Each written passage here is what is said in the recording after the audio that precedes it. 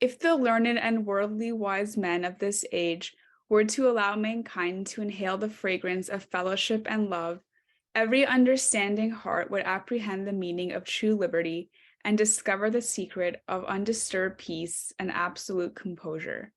Baha'u'llah. Religion should unite all hearts and cause wars and disputes to vanish from the face of the earth. It should give birth to spirituality and bring light and life to every soul. If religion becomes a cause of dislike, hatred, and division, it would be better to be without it. Any religion which is not a cause of love and unity is no religion. Abdul-Baha. Thank you. So today we're really happy to have Mr. Peter Terry, and his topic is The Religion of God consists of two parts. Peter Terry is a freelance scholar and the author of many monographs on topics in the fields of religious studies, history, pedagogy, and Western classical music. His writings include Proofs of Baha'u'llah, Proofs of the Prophets, and Truth Triumphs, a Bahá'í response to misrepresentations of the Bahá'í teachings in Bahá'í history. Peter Terry has a BA from the University of Massachusetts at Amherst, began a Ph.D. in Islamic Studies at the University of Chicago, and completed an MM in Vocal Technique and Repertoire at the San Francisco Conservatory of Music. So with that, I'll hand it off to Mr. Terry. So I want to do a very brief introduction. As I think all of us are very well aware, there are many billions of people in the world who believe in God or believe in some sort of a power that is beyond all of us and has created everything. And most of those people also believe in some sort of a path that has an author, that has a founder, that has a prophetic figure. So really, when we talk about the Baha'i faith, we're talking about religion in the context of a global audience, because fundamentally, most human beings are believing in the fact that there is an author to the universe and that there's a way to be in communication with that author. So briefly, Baha'u'llah is a manifestation of God, which means he is a founder of a religion, and he's also a figure who claimed something quite extraordinary, which is that we're beginning a new cycle of human existence. This cycle will last for at least 500,000 years. And in this cycle, we will attain to our dreams, the dreams we have had for millennia of all of humanity living together in peace and harmony. So Baha'u'llah appeared in Iran, lived in Iran, in the Ottoman Empire, and finally he ascended in the Holy Land. And he was a prisoner for most of that time, for 40 years. And he died in 1892. Then after his passing, he had appointed his eldest son to guide his community, and the community grew quite considerably during that time. It started in Iran and in the Ottoman Empire, and there were also Baha'is in India and Afghanistan, Turkmenistan, and those sort of areas in the time of Baha'u'llah. In the time of Abdul-Baha, his son, it spread to North America and to Europe, and to much more broadly to other countries. And then Abdul-Baha appointed his grandson to take the helm of the community, and he called him the Guardian. And his given name was Shoghi Effendi, but he called him the Guardian. And the Guardian was the head of the Baha'i Faith until 1957, when he unfortunately died. And I say unfortunately because he died very young, only 60 years of age, whereas both Baha'u'llah and Abdu'l-Baha died in their 70s. And then a few years later, we elected the Universal House of Justice, and we've had the blessing of being governed by an elected council of 9 people who are seated in the city of Haifa in Israel. So that's my brief introduction, but I wanted to begin with the fact that the Baha'i Faith is declaring the beginning of a new cycle of human fulfillment and of the maturity of mankind. And so this is the most exciting theme, in a sense, for us to understand that all the Baha'i teachings are in the context of that extraordinary and glorious announcement. So today, I wanted to talk to you about something, and I wanted to make it entirely based upon the text of the Baha'i teachings, those of Baha'u'llah, Abdu'l-Baha, and the Guardian. And I've summarized all of this material into a document called The Two Parts of the Law of God, which Paymonet is putting into the chat, I think, a link. So you can download it and you can study it at home. There's very little, I reserve my commentary for the very end so that you're studying primary source material, and the primary source material is accessible in many different places, but because I wanted you to have it all in one place, in one document, I formatted this way. So what I'm going to be doing is principally reading from the texts, and I will wait. I will wait on my host to tell me when I need to curtail my comments so that we have an opportunity to have questions. If I don't make it all the way through the document, it's not a problem because you'll have the whole text for your own selves.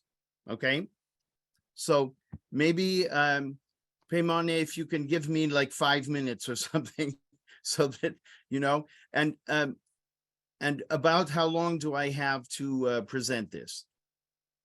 I'd say about 45 minutes. 45 minutes. Okay.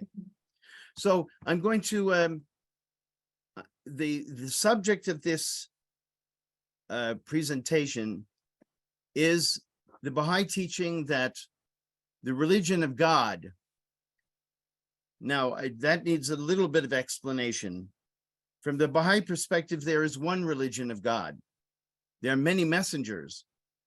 There are many sacred books. There are many religious communities, therefore, but there's one religion. So the religion of God, according to the Baha'i teachings, consists of 2 parts. One is the very foundation and belongs to the spiritual realm. That is, it pertains to spiritual virtues and divine qualities. This part suffers neither change nor alteration. It is the Holy of Holies, which constitutes the essence of the religion of Adam, Noah, Abraham, Moses, Christ, Muhammad, the Bab, Baha'u'llah, and which will endure throughout all the prophetic dispensations. It will never be abrogated, for it consists in spiritual rather than material truth.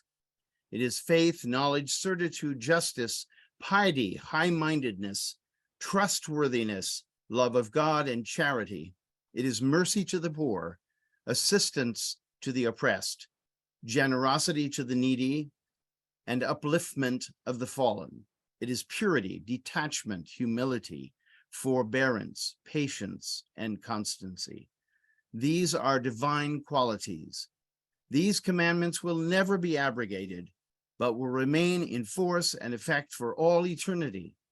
These human virtues are renewed in every dispensation, for at the close of each dispensation, the spiritual law of God, which consists in the human virtues, vanishes in substance and persists only in form. So I wanted to cite that passage from the 11th chapter of Some Answered Questions to open this up so that you would, because Abdu'l-Baha gives a great summary of the topic. And now I'm going to go back to some passages in the writings of Baha'u'llah that point to this concept, this understanding that religion is of two parts. One part that is essential, that is perennial, that is unchanging. The other part which is dispensational. It's temporary. It's only for a certain period of time. So I'm going to go back to the beginning here so that you can see some of the texts where Baha'u'llah talks about this. And they begin with this passage that opens the hidden words of Baha'u'llah, the Arabic hidden words. This is that which hath descended from the realm of glory, uttered by the tongue of power and might, and revealed unto the prophets of old. We have taken the inner essence thereof and clothed it in the garment of brevity as a token of grace unto the righteous, that they may stand faithful unto the covenant of God, may fulfill in their lives his trust, and in the realm of spirit obtain the gem of divine virtue.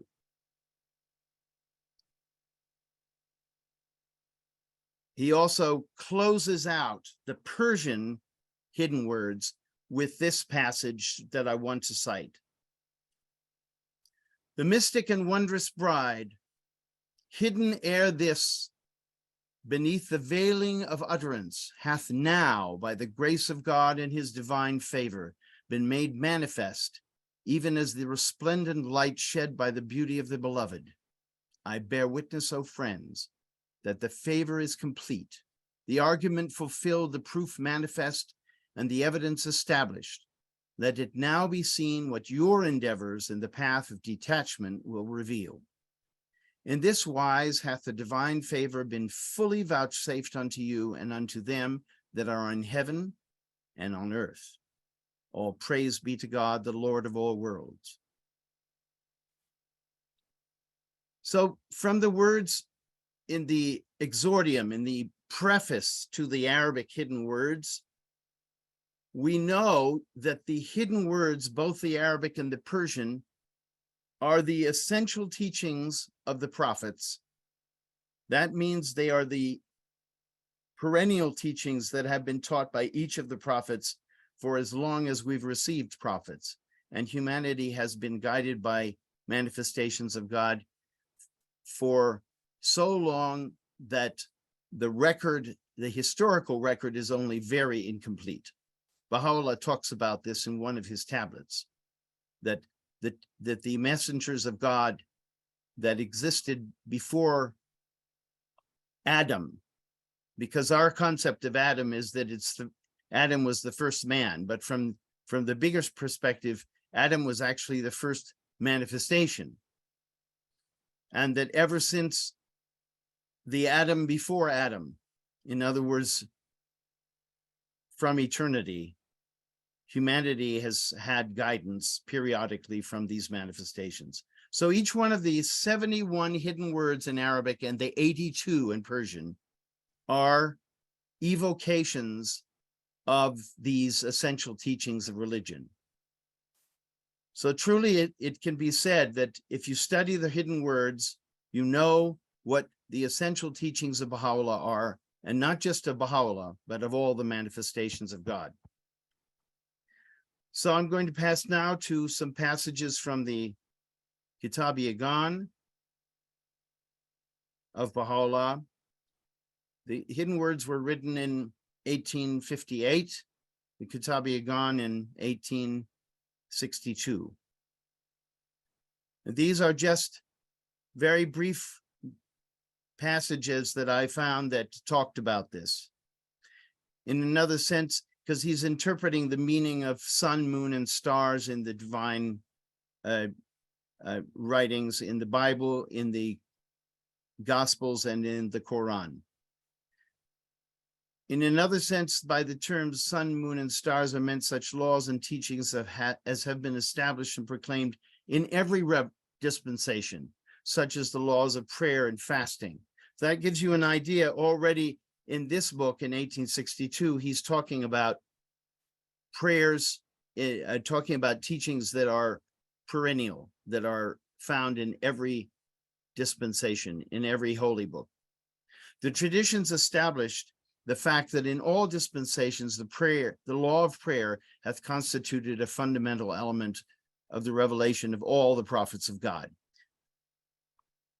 So these indicate clearly that there is such a thing as perennial, essential revelation. And we have verses also in the Kitab-i Aqdas that speak to this perennial revelation of God, this perennial religion.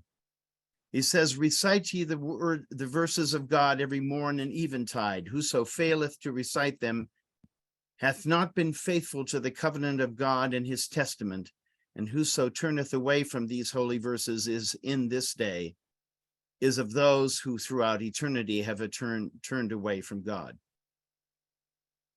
There's another quote which says, this is the changeless faith of God, eternal in the past, eternal in the future. Let him that seeketh attain it. And as to him that hath refused to seek it, verily God is self-sufficient above any need of his creatures. Another passage which is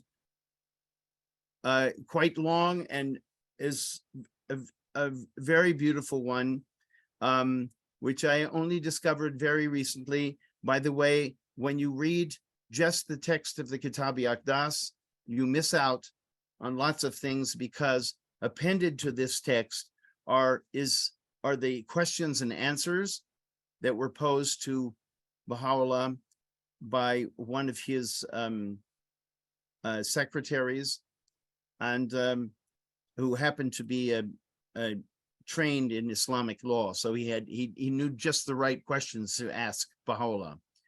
And so there's a long passage in one of these answers of Baha'u'llah. And I wanted to read that because it's also related to this theme of there being a perennial religion of God.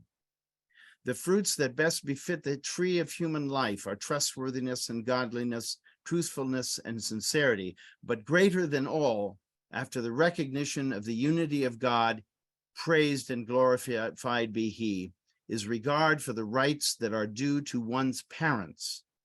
This teaching hath been mentioned in all the books of God and reaffirmed by the most exalted pen. These are by no means a systematic or comprehensive collection of all the references of Baha'u'llah to the perennial teachings of God. I've simply brought together some from a diversity of his writings. Here he's going to now talk about the dispensational teachings. Those are the teachings that are introduced by each manifestation of God, and their laws and those teachings have a particular time frame. They are for what we would call a dispensation of that manifestation. And the dispensation lasts until the next prophet comes. And then there are changes. When those laws are changed, they are called abrogation. So here I read you these passages. In the traditions established the fact that in all the dispensations, the law of prayer hath constituted a fundamental element of the revelation of all the prophets of God. So you see, it's one of the essential teachings.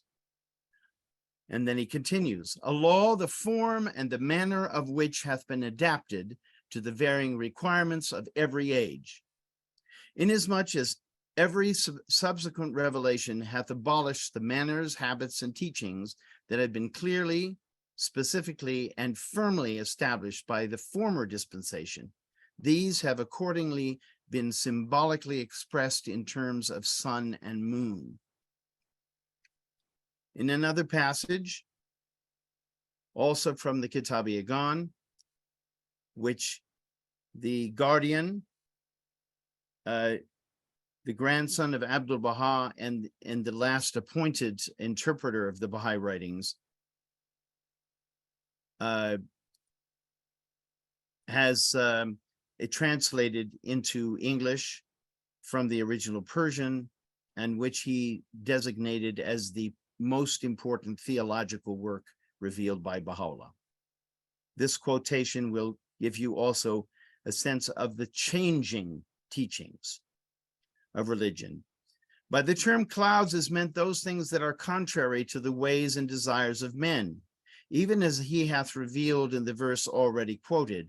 As oft as an apostle, which means a messenger of God, cometh unto you with that which your souls desire not, ye swell with pride, accusing some of being impostors and slaying others. These clouds signify, in one sense, the annulment of laws, the abrogation of former dispensations, the repeal of rituals and customs current amongst men, the exalting also of the illiterate faithful above the learned opposers of the faith. So this is also talking about the kinds of laws that are changed in each dispensation. So I wanted to go more into the quotations from Abdul Baha on this subject, because Abdul Baha was appointed interpreter. His primary job was to be mubayyin, which means in Arabic, one who clarifies. It was to clarify the meaning of anything found in the writings of Baha'u'llah. And he did so very, very thoroughly. So we find many talks that Abdul Baha gave. One I found in Paris, a number of them throughout his trip around the United States, one of them also probably in Egypt, where he's speaking directly to audiences about the Baha'i teachings. And one of the teachings that he talked about in those locations was this teaching of the twofold nature of the law of God. The fact that there are those laws which are eternal and that do not change, and then there are those laws which do change according to the times. So I'm going to begin with I'm going to begin with a couple of quotations. I've already read the first quotation from Some Answered Questions, but I'm going to read a few other quotations from Some Answered Questions. The reason why this document is being privileged is because it was taken down in Persian, and it was corrected by Abdul Baha before it was published. And the other talks that are going to be cited were taken down in English and have been published and cherished reading for readers of English ever since, but we don't have the Persian original. So there might be variations in the actual Persian wording. And so these are the standard. This is the gold standard, is when you have words that were originally in Persian, taken down in Persian, and then corrected by the speaker himself. So he writes, he in one of these talks in chapter 11 of Some Answered Questions, Abdul Baha is giving a very, very detailed commentary on the 11th chapter of the book of Revelation from the Bible. And the only citations I'm giving you are those which speak to this theme of the twofold nature of the religion of God. Those foundations of the religion of God, however, which are spiritual and consistent human virtues, are never subject to abrogation, but are eternal and everlasting, and are renewed in every prophetic dispensation.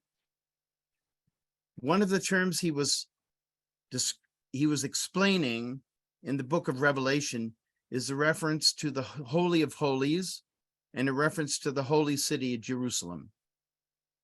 And here he explains how this is related to the twofold teachings of religion. Briefly, what is meant by the term Holy of Holies is that spiritual law which can never be changed or abrogated, and what is meant by the holy city is the material law which may indeed be abrogated.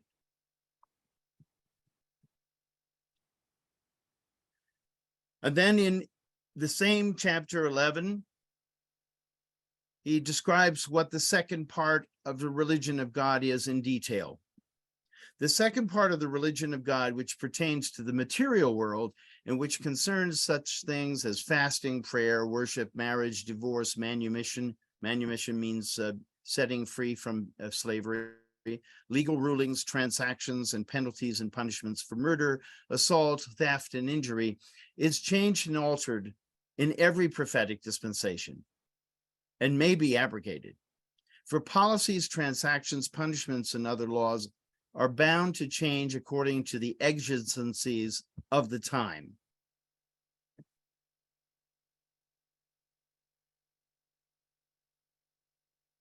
In a further part of the same chapter, he quotes from the 19th verse, and the temple of God was opened to heaven, in heaven. This means that the divine Jerusalem has appeared and the Holy of Holies has become manifest. Among the people of true knowledge, the Holy of Holies refers to the essence of the religion of God and his true teachings, which have remained unchanged throughout all the prophetic dispensations, as was explained previously. While Jerusalem encompasses the reality of the religion of God, which is the Holy of Holies, as well as all the laws, transactions, rights, and material ordinances which constitute the city. For those of you who have read the Kitab Yagan, there's very interesting correlations between this commentary, this explanation of the meanings of the 11th chapter of the book of Revelation, and Baha'u'llah's references in the second part of the Kitab Yagan to the city of God. The city of God being the book and the revelation of each of the manifestations of God. So I wanted to cite one of the perennial teachings of the religion of God, which is identified in another chapter of Some Answered Questions. There's not a great deal of information about this apart from the commentary that I cited, the passages in that commentary on the revelation of John. But this particular example is a very interesting one. He's talking about what is the existence? How is existence made? And how did things come into existence? And he's comparing the Sufi ideas of this with those that are revealed by the manifestations of God. And he says, the prophets, however, hold that there are the world of God, the world of the kingdom, and the world of creation, three things. The first emanation is the outpouring grace of the kingdom, which has emanated from God and has appeared in the realities of all things, even as the rays emanating from the sun are reflected in all things. And that grace, the rays, appears in infinite forms in the realities of all things and is specified and individuated according to their capacity, receptivity, and essence. So those of you who wear a Baha'i ring or have a Baha'i necklace,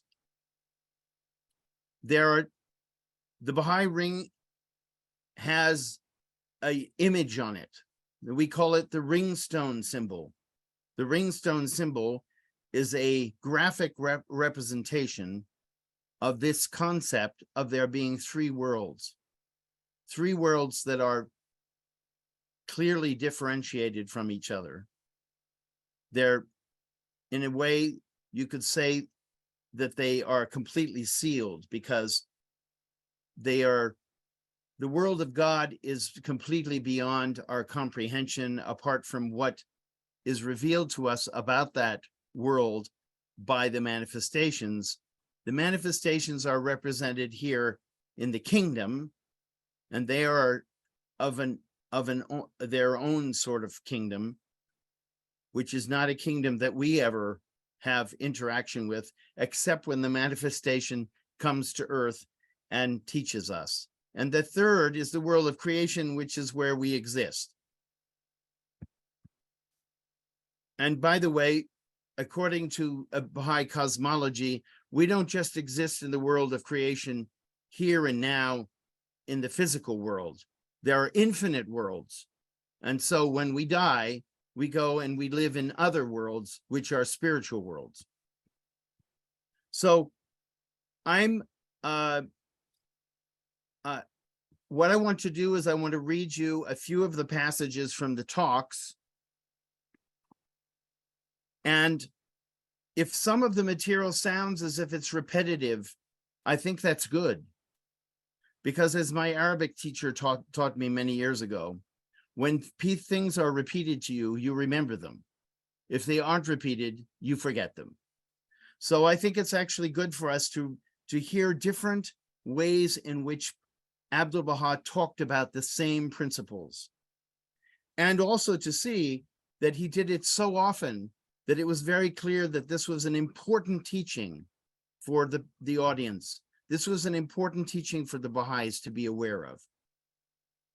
So I'm going to read a few of those, and then I'm going to go and I'm going to read from The Guardian, because what The Guardian has to say is very, very interesting. It's a further development of the theme as it's described by Abdu'l-Baha. The law and commandments are divided into two branches: spiritual teachings and corporeal or material teachings. Spiritual teachings pertain to morality and character, which are the breezes of the Holy Spirit, the life of the soul. The spiritual teachings will never be abolished in any cycle, as they are the eternal law.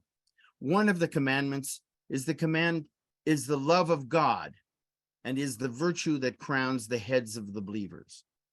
The material teachings, those which distinguish lawful from unlawful things, change according to the exigency of the times, because circumstances and conditions are not always the same. So you see this very similar statement to what Abdu'l-Baha said to Laura Clifford Barney in 1904 to 1906. And this one was to two pilgrims in 1901. Then in 1911, so we have 10 years later, he gave a talk in Paris. He said, the spiritual part never changes. All the manifestations of God and his prophets have taught the same truths and given the same spiritual law. They all teach the one code of morality. There is no division in the truth. The sun has sent forth many rays to illumine human intelligence. The light is always the same. Religion has two main parts, the spiritual and the practical. The practical part of religion deals with exterior forms and ceremonies and with modes of punishment for certain offenses. This is the material side of the law and guides the customs and manners of the people. Then when he was in North America, he gave many talks on this subject. I'm just going to read a few verses that start each talk rather than try to read the whole passage. Some of the passages even in this compilation, I've abbreviated because they're so long and detailed, but everyone merits study, because the more times we come back to ideas that are the same, but as they are formulated differently at different times with different examples, it's very instructive. It's very helpful for us to understand. He's talking about fellowship and unity that will be created when the people of the world come to understand that religion is one. And he says the divine law has two distinct aspects or functions. One, the essential or fundamental, the other material or accidental. The first aspect of the revealed religion of God is that which concerns the ethical development and spiritual progress of mankind, the awakening of potential human susceptibilities, and the descent of divine bestowals. These ordinances are changeless, essential, eternal. The second function of the divine religion deals with material conditions, the laws of human intercourse, and social regulation. These are subject to change and transformation in accordance with the time, place, and conditions. So that was on May 5th, 1912. On May 7th, each of the divine religions embodies two kinds of ordinances. The first are those which concern spiritual susceptibilities, the development of moral principles, and the quickening of the conscience of man. These are essential or fundamental, one and the same in all religions, changeless and eternal, reality not subject to transformation. The second kind of ordinances in the divine religions are those which relate to the material affairs of humankind. These are the material or accidental laws which are subject to change in each day of manifestation according to the exigencies of the time, conditions, and differing capacities of humanity. So that is given on May 7th. And then you have June 2nd.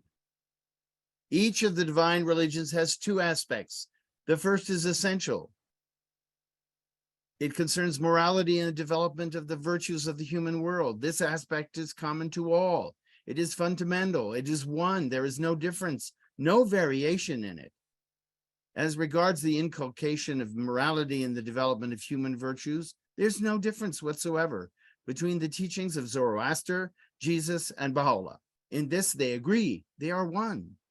The second aspect of the divine religions is non-essential. So, as you can see, one thing that you see in all of these talks, they're absolutely consistent with each other, and yet the wording is different. And the wording is actually really instructive for us, because if we didn't quite understand something about this theme from one point of view, when we read it from a different point of view, we're likely to get it. And every single one of these is different. It's very interesting. It reminds me a lot of jazz music. Every time you have a jazz musician play a tune, he's going to play it differently. He's going to improvise. I understand the same thing is done in Indian music when they're playing ragas. They're improvising upon a theme. Abdu'l-Baha is doing this all the time. In every talk, there's some words that are similar. Some of them are even identical, but the way that he phrases things is different. And that is one of the things that is so beneficial about reading multiple iterations of the same teachings. Now, this is a very interesting thing, is that here, Abdu'l-Baha in many of these talks in the United States and Canada was talking about how important it was for people to focus on these essential teachings of religion. Now, and he explains why it is. Therefore, the religionists of the world must lay aside these imitations and investigate the essential foundation or reality itself, which is not subject to change or transformation. This is the divine means of agreement and unification. In another talk in October, he said, but when we speak of religion, we mean the essential foundation or reality of religion. Allegiance to the essential foundation of the divine religions is ever the cause of development and progress.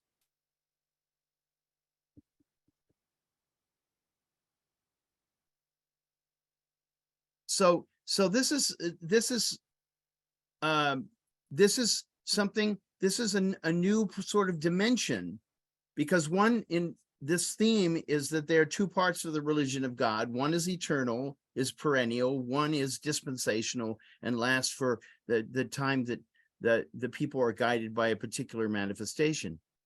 But here, Abdu'l-Baha is telling us, if you want to get along with other people, if you want to bring together humanity, you must focus on the essential teachings, because that's what you share. That's what you have in common. And if you're trying to convince people that they should follow the laws of your religion, then they could just as soon insist that you follow the laws of their religion. It doesn't get very far. And Abdu'l-Baha goes into that quite often here in these talks.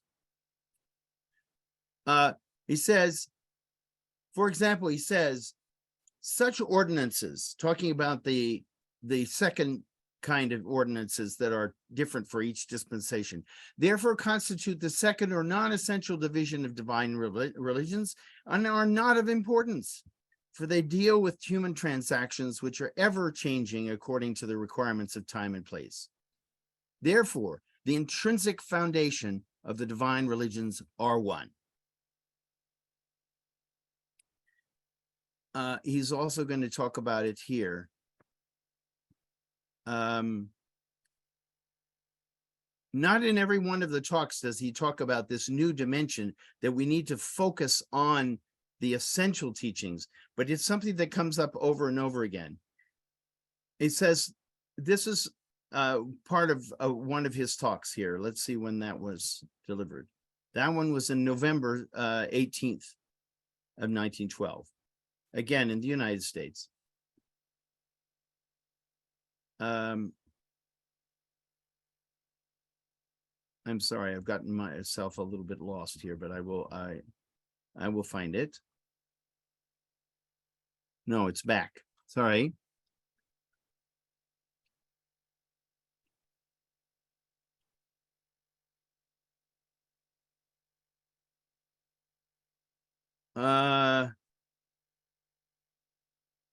Yes, I'm going.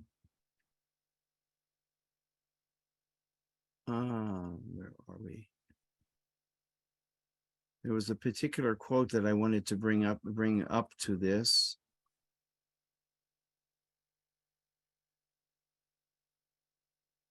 Oh, here it is. Here it is. So here he says,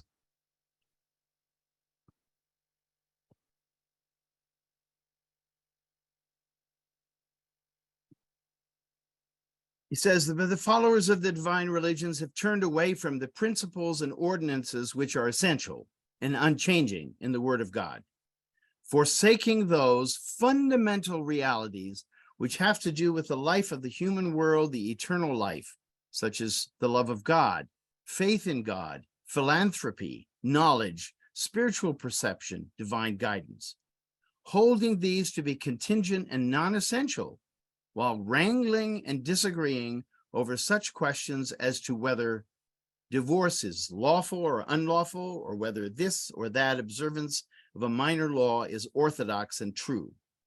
The Jews consider divorce lawful. The Catholic Christians deem it unlawful. The outcome is discord and hostility between them. If they would investigate the one fundamental reality underlying the laws revealed by Moses and Christ, this condition of hatred and misunderstanding would be dispelled and divine unity prevail. Investigation of the one fundamental reality and allegiance to the essential, unchanging principles of the Word of God can alone establish unity and love in human hearts.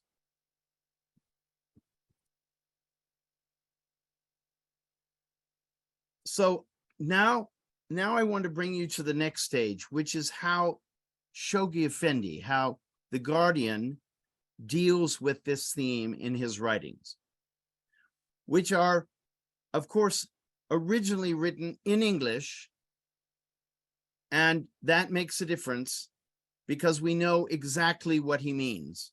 There's no confusion. Sometimes with the translations of the talks of Abdu'l-Baha, there's some ambiguity, and because of that, we're not quite sure of where we stand. Although the talks on this subject seem to be very clear to me, but the Guardian also takes it to another place. Now, the Guardian, as you know, he talks about this theme that religious truth is not absolute, but relative. The divine revelation is continuous and progressive. He repeats this in a number of his letters. So we're familiar with that. Most Baha'is, I think, are familiar with that language. What we may not have paid close attention to, unless we're aware of this theme of the two kinds of religious laws, is what he says on that theme. He says that the mission of the founder of their faith, meaning Baha'u'llah, they conceive it to be to proclaim, and I'm cutting, I don't have to cut, so I'll just say that religious truth is not absolute but relative, that divine revelation is continuous and progressive. And then he says that the founders of all past religions, though differing in the non-essential aspects of their teachings, utter the same speech and proclaim the same faith. So there you have it. Those are the Guardian's words for saying exactly the same principle that Abdu'l-Baha spoke about over and over and over in his talks in the West. Here we have another statement by the Guardian. That one, by the way, was in June of 1933. It was a letter to the High Commissioner for Palestine. Then in this text, he says, nor does the Baha'i revelation, claiming as it does to be the culmination of a prophetic cycle and the fulfillment of the promise of all ages, attempt under any circumstances to invalidate those first and everlasting principles that animate and underlie the religions that have preceded it. What is he talking about? The essential teachings of the religion of God. And he writes later on in the same passage, he writes, its teachings, speaking of the Baha'i teachings, its teachings do not deviate a hairbreadth from the verities they enshrine, speaking of the verities, the essential verities of other religions. Nor does the weight of its message detract one jot or one tittle from the influence they exert or the loyalty they inspire.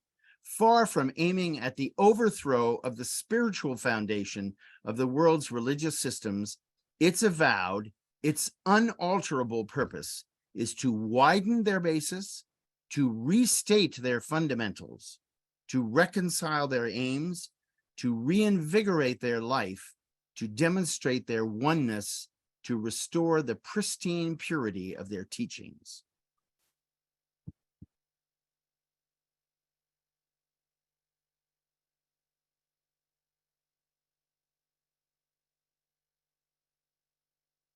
And here, and he continues to reiterate this principle that religious truth is not absolute but relative, and that divine revelation is orderly, continuous, and progressive, and not spasmodic or final. This is in what Ruhiyya Khanum, Hand of the Cause, and his wife called the most important writing of Shoghi Effendi, of the Guardian, the Dispensation of Baha'u'llah, which he said you can regard as his will and testament, because it is a summary of the most important contribution that he made to our understanding of the faith. And so he makes that statement there. The next one that I cite is In the Promised Days Come, and which is another of his letters. It was dated in March of 1941. And here he's reiterating the same teachings. The faith standing identified with the name of Baha'u'llah disclaims any intention to belittle any of the prophets gone before him, to whittle down any of their teachings, to obscure ever slightly the radiance of their revelations, to oust them from the hearts of their followers. And here he comes, to abrogate the fundamentals of their doctrines, to discard any of their revealed books, or to suppress the legitimate aspirations of their adherents. And later on, he says that Baha'u'llah, he, insists on the unqualified recognition of the unity of their purpose, the unity of the purpose of all religions, restates the eternal verities they enshrine, the essential teachings again, coordinates their functions, distinguishes the essential and the authentic from the non-essential and spurious in their teachings. So you see over and over, the Guardian in these letters is reaffirming the principles that we heard in the writings of Baha'u'llah and that we also heard described by Abdu'l-Baha in a number of his talks. I'm going to cite one or two more. All the great religions on the world are divine in origin, that their basic principles are in complete harmony, that their aims and purposes are one and the same, that their teachings are but facets of one truth, that their functions are complementary, that they differ only in the non-essential aspects of their doctrines. And then again, in 1947, he's reiterating this, that Baha'u'llah's purpose, far from belittling the station of the prophets gone before him, or of whittling down their teachings, is to restate the basic truths which these teachings enshrine in a manner that would conform to the needs and be in consonance with the capacity and be applicable to the problems, the ills, and perplexities of the age in which we live. So, how much time do we have, dear host? Are you done your presentation, or I want to read my summation where I'm referring to the contents of those passages. But I want to know where we stand with time. We have like 30 minutes left overall, so you can finish up and then we'll have questions. Okay, very good. So I'm going to do this. This will be a very brief. What I tried to do in these words is to identify each of the themes that I saw in reading the text. If you find more, good for you, because there's a lot in there, especially in the Guardian. The Guardian unpacks what he sees in the writings, and he talks about the connections between things. And so the concepts of there being two different kinds of teachings become that much richer when you read what the Guardian says about it. So this is my commentary. There are many significances to this duality of the law of God. First of all, there are aspects of the law which are immutable and which pertain to its eternal spirit. And on the other hand, there are aspects of the law which change according to the exigencies of the age in which they are revealed. This dichotomy is very clearly expressed in all of the above cited quotations. Secondly, the essential teachings are fundamental and perennial, while the secondary aspects of the law are subsidiary and dispensational. In this sense, the most important teachings are those which are eternal and which span all dispensations, all revelations. Hence, it is the essential teachings which compel our special attention, which we are enjoined to focus upon rather than the non-essential teachings. Number 3, if religionists, that means people who believe in religion and practice it, emphasize the material rather than the spiritual teachings, they will always be at odds with each other. And they will continue to make claims to exclusive and to superior religious truth, which claims of themselves are conducive to dissension, to contention and spiritual blindness, and even to violence and warfare. Fourthly, the non-essential teachings are only applicable to the age in which they were revealed, and hence they cannot possibly serve their purpose in a later age. They're abrogated by the new manifestation of God. In the latter age, adherence to these non-essential ordinances becomes an obstacle rather than an aid to attainment of divine approval.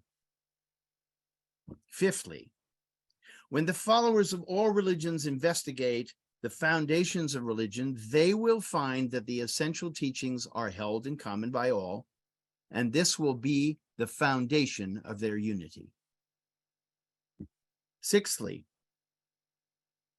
another significance of this duality of the teachings of religion is that it affirms the greater value of the spirit of the law of God over its letter, insisting that meaning is not limited to a literal interpretation, even when the literal interpretation of a particular verse is entirely appropriate and necessary.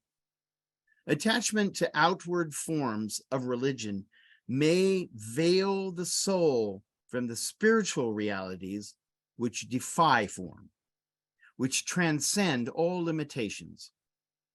According to this principle, the spirit is not in conflict with the letter of the law, but rather the letter is a guide to the spirit, a pathway to the divine, and the spirit is also a guide to the inner meaning of the letter. The letter of the law is never an end in itself. When a soul adheres too closely to the letter of the law, clinging to literal or traditional interpretations, or to etymological or other socially constructed perspectives, it may lose contact with the spirit of the law.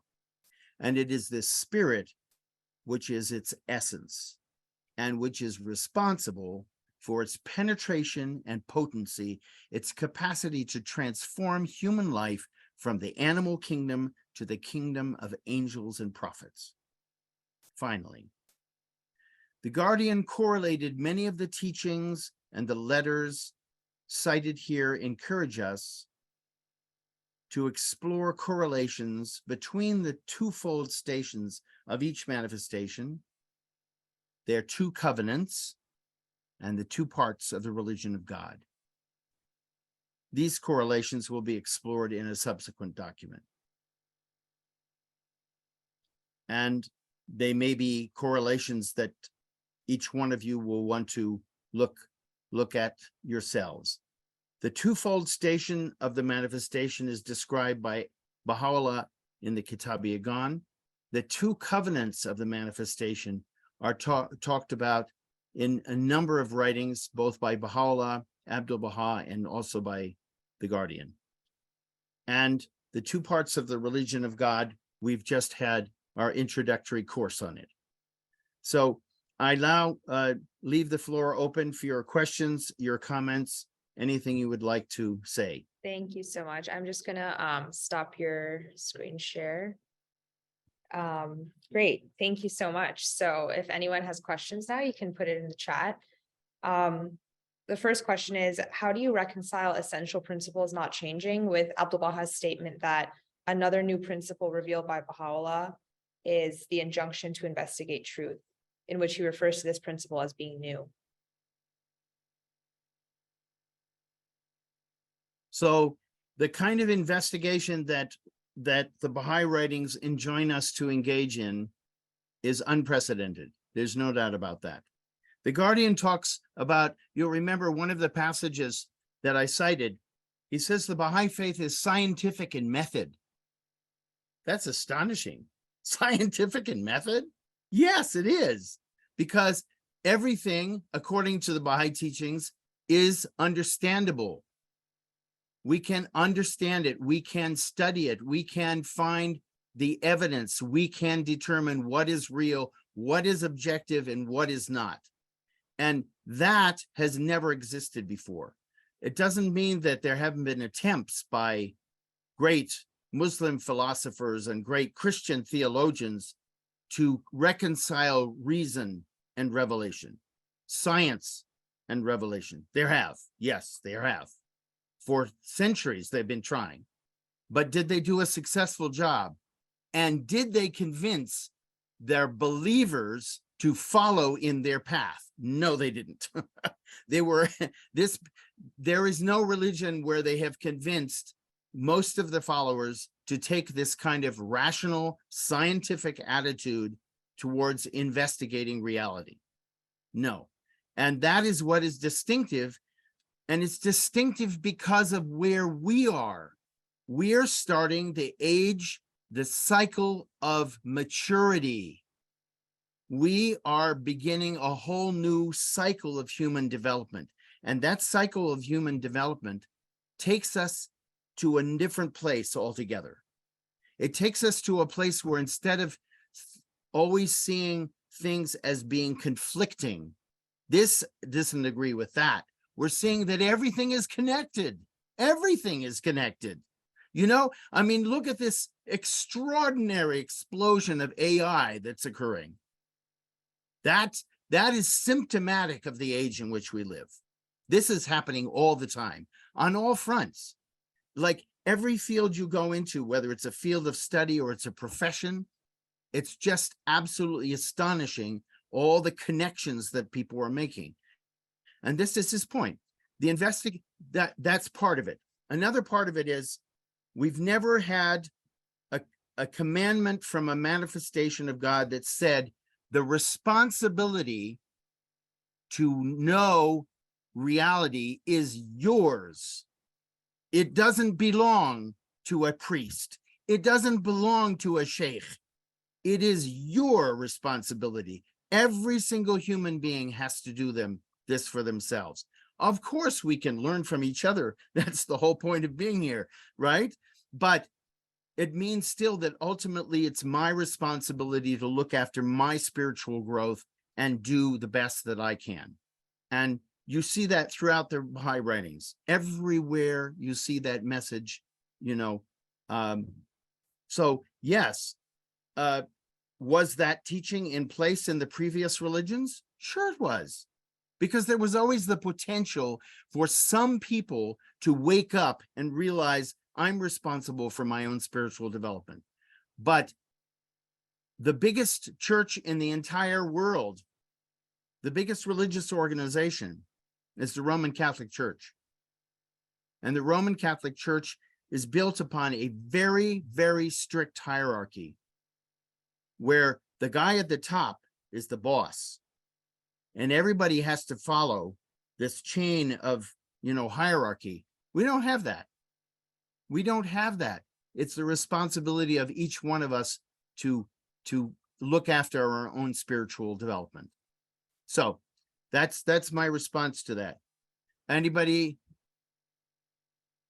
Where's the next question? So the next question is, what you say makes so much sense. Why is it so hard to see the essential from the outward symbol, baptism, for example? Oh, I don't think it's hard at all. I'll tell you why I don't think it's hard. When you read Abdu'l-Baha on the subject, it's like, duh, you go like, of course, that's what it's meant to be. You go back and you read the descriptions of baptism and what the baptism was about. And Abdu'l-Baha's perspective is perfect. It makes sense. Whereas the sort of mystical, magical, I'm just going to go through this physical ritual and it's going to have a spiritual effect on me. No, that never worked. It's a spiritual understanding that enables a change to happen. And even you go back and you read John the Baptist, who was baptizing people. The baptism was a symbol, and it was a symbol of repentance. Repentance is cleansing your soul, saying, I've done naughty, bad things, and I'm going to change now. And I'm going to change with God's help, and I'm going to go back to doing what he tells me is best. That's what the symbol is about. So there was nothing wrong with the symbol of, putting somebody in the water, but it's when you think that the symbol is literal, then it's the holy water that purified you. No, it wasn't. The water is no more holy than any water, well, maybe it's holy in the sense that, it has associations. Okay. So but the point, those kind of very clear, see, these are clear, scientifically acceptable explanations. And they are also acceptable to our reason, to our common sense, and they're acceptable to religion. you can go back and read those same passages about baptism and realizing we're not breaking the law of baptism by not doing it physically.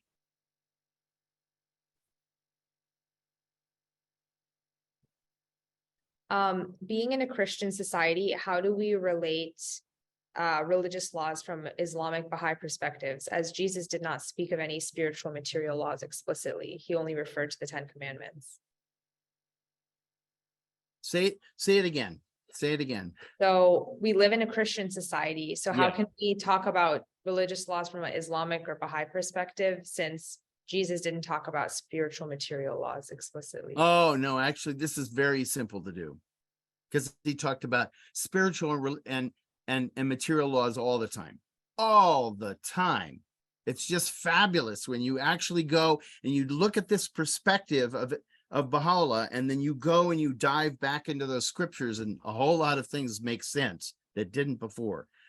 And this is something where you're not telling the Christian he's wrong. You're showing him, look, it's right here in the text. For example, I'll give you an example. Jesus was describing to people, talking about marriage. And they said to him, after he described the meaning of marriage, I think I'll start with that. He says, what is the original law of marriage? Look in the book of Genesis. It says, man shall leave his family and marry his wife and will stay with her. That's what it says. It says, so they asked him, the Jews who were sitting around and his disciples, so why does the Torah say that I can have several wives? And why does it say that I can divorce them? And he said, Moses introduced that teaching because of the hardness of your hearts. There you go.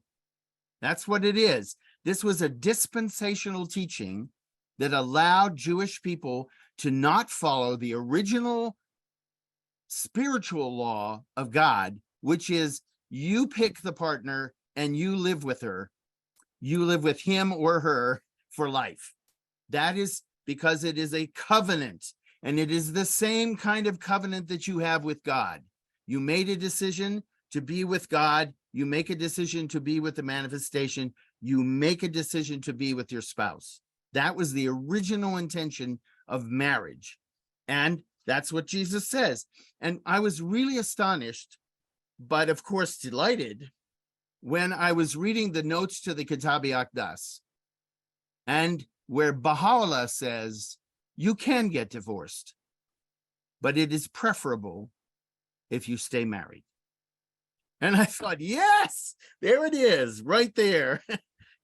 So you see, what we will do in many cases is we will bring Christians back to the teachings of the gospel, because what they have been hearing for generations, for 2,000 years, is what the priest says is true. And the priest doesn't even quote the gospel usually. He uses his own words. He describes his own, and then they have traditions. If you're Methodist, you have to toe the line in this way. If you're, Quaker, then it's that way. If you're Roman Catholic, it's another. And there are 30,000 denominations of Christians. So imagine how bloody confusing it is for all of these Christians to have all of these options and no certainty. And after all, Baha'u'llah is big on certainty. The whole purpose of the manifestation is to bring us objective knowledge of reality, of spiritual reality, not a whole bunch of options. That's not the point at all. We can have the options without the manifestation. We don't need him for that. But the manifestations brings us back to reality. You could have lots of ideas about what is real, but there's actually only one reality. and you can learn that from the people who know what that reality is. And in the case of spiritual things, it's the manifestation, because the manifestation experiences them. The manifestation knows what the next life is like, then knows about all the infinite worlds of God. They know, we don't. We might have near, those close to death experiences and so forth. And so for the individuals who have those experiences, they're very, very important. But most of us don't have those experiences, right? So we have to go on trust. Well, better to trust somebody who's actually been there than your neighbor who's never been there. Is there something else? Why does it seem that in this dispensation, other dispensations seem to become more clear and better understood? Very simple. Go to the Kitab-i-Gan, look for the passage where Baha'u'llah is talking about the city of God. Very, very beautiful. It's in the second part of the Kitab-i-Gan. He says the city of God is the appearance of the word of God in every dispensation. And then he says, in the time of Moses, it was the Torah. In the time of Jesus, it was the Gospels. In the time of Muhammad, it was the Quran. In the time of the Bab, it was the Bayan. In the time of him whom God shall make manifest will be his own book, and all other books, sacred books, will be understood in the light of him whom God shall make manifest teachings. Go find it. The words are so crystal clear. If you want to understand religion, any religion, go to Baha'u'llah, because Baha'u'llah tells you how to understand spiritual reality. And then all the religions make sense. You go and you can read Hinduism and you find the truth of Hinduism there. But if you had tried to read about Hinduism before you had read Baha'u'llah, you're lost. All those hundreds of deities, all those different ways of worshiping, it's so confusing. It's so confusing to Hindus. But when you read through the understanding that Baha'u'llah gives you, it's so clear. Krishna was a manifestation, of course, and the teachings of Krishna that you find in the Bhagavad Gita have guided millions of people in the right way, and they're very beautiful and very powerful. And it's amazing how many similarities you will find with Baha'u'llah's writings when you go and read Bhagavad Gita after reading Baha'u'llah, or at the same time.